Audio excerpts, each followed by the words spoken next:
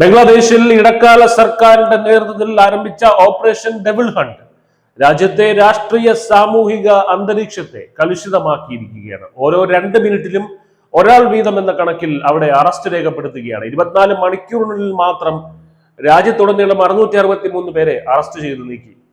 2026 ഫെബ്രുവരിയിൽ നടക്കാനിരിക്കുന്ന പൊതു തെരഞ്ഞെടുപ്പിന് മുന്നോടിയായി ക്രമസമാധാനം ഉറപ്പാക്കാനും നിയമവിരുദ്ധ ആയുധങ്ങൾ പിടിച്ചെടുക്കാനും ലക്ഷ്യമിട്ടാണ് ഈ വൻ പോലീസ് നടപടി ആരംഭിച്ചതെന്നാണ് സർക്കാരിന്റെ വാദം. ബംഗ്ലാദേശ് പോലീസ് ആസ്ഥാനത്തെ assistant inspector general AHM Shahadat Hossain നൽകുന്ന വിവരങ്ങൾ പ്രകാരം 9 തോക്കുകളും വൻതോതിൽ വാഹനങ്ങളും ഈ ഓപ്പറേഷന്റെ ഭാഗമായി പിടിച്ചെടുത്തിട്ടുണ്ട്. ധാക്ക ട്രിബ്യൂൺ റിപ്പോർട്ട് ചെയ്തതനുസരിച്ച് 20,000-ലധികം മോട്ടോർ സൈക്കിളുകളും കാറുകളും പരിശോധിച്ച പോലീസ് രേഖകളില്ലാത്ത നിരവധി വാഹനങ്ങളും കസ്റ്റഡിയിൽ എടുത്തിട്ടുണ്ട്. ഡിസംബർ 13-ന് ആരംഭിച്ച ഈ 2ാം ഘട്ട ഓപ്പറേഷന്റെ ഭാഗമായി ഇതുവരെ 4232 ആളുകളെ പോലീസ് അറസ്റ്റ് ചെയ്തേക്കുന്നു എന്നുള്ള ഔദ്യോഗിക കണക്കുകളാണ് വ്യക്തമാകുന്നത്. ആഭ്യന്തര ഉപദേഷ്ടാവ് ജഹാംഗീർ ആലം ചൗധരിയുടെ നേതൃത്വത്തിൽ ചേർന്ന ഉന്നതതല യോഗത്തിലാണ് ഡെവിൾ ഹണ്ട് പുനരാരംഭിക്കാൻ തീരുമാനമായത്.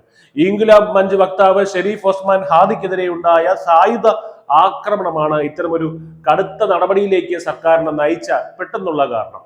മുൻപ് ഫെബ്രുവരി 7-ന് വിദ്യാർത്ഥികൾക്ക് നേരെ നടന്ന ആക്രമണത്തെ തുടർന്ന് ആരംഭിച്ച ഓപ്പറേഷൻ ഡെവിൾ ഹണ്ടിന്റെ ആദ്യ ഭാഗം 1ാം ഘട്ടം 11,000-ലധികം ആളുകൾ ആണ് അന്ന് അറസ്റ്റിലായിരുന്നത്.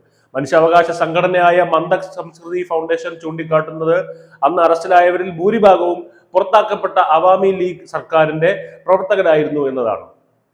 അത് മുഹമ്മദ് യൂനസിന്റെ നേതൃത്വത്തിലുള്ള ഇടക്കാല സർക്കാർ രാഷ്ട്രീയ എതിരാളികളെ വേട്ടയാടാനാണ് ഈ ഒരു ഓപ്പറേഷൻ ഉപയോഗിക്കുന്നതെന്ന് അവാമി ലീഗ് രൂക്ഷമായി വിമർശിക്കുന്നുണ്ട്. തങ്ങളുടെ നേതാക്കളെയും പ്രവർത്തകരെയും അന്യായമായി ജയിലിൽ അടയ്ക്കുകയാണെന്നും ജയിലിനുള്ളിൽ പോലും അവർ സുരക്ഷിതരല്ലെന്നും അവാമി ലീഗ് പാർട്ടി, ഷെയ്ഖ് ഹസീനയുടെ പാർട്ടി ആരോപിക്കുന്നുണ്ട്. നിയമവിരുദ്ധമായി അധികാരം പിടിച്ചെടുത്തതിന് ശേഷം രാജ്യത്ത് കൊലപാതകങ്ങളും കൊള്ളയും വർദ്ധിച്ചു വരികയാണെന്നും ജനങ്ങളുടെ ഭാവി അനിശ്ചിതത്വത്തിലാണെന്നും അവാമി ലീഗ് കുറ്റപ്പെടുത്തുകയാണ്.